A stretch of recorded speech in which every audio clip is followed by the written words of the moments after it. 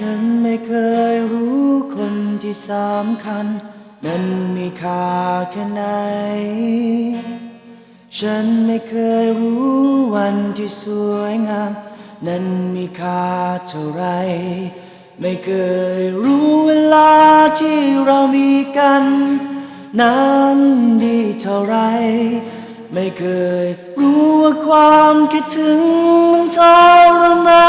นแค่ไหนไม่เคยไม่เคย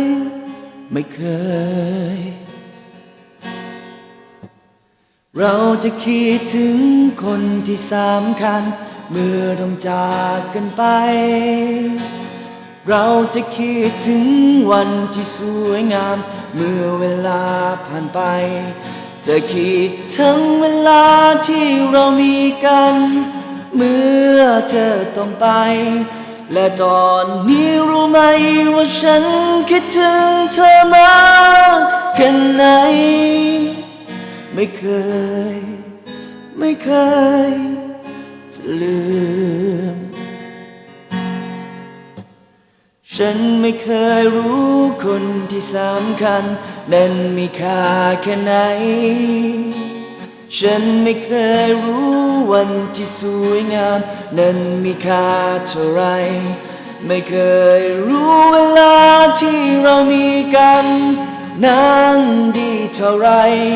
ไม่เคยรู้ว่าความคิดถึงมันทรมา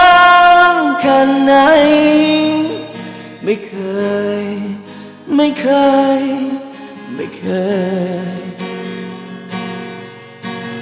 เราจะคิดถึงคนที่สำคัญเมื่อต้องจากกันไป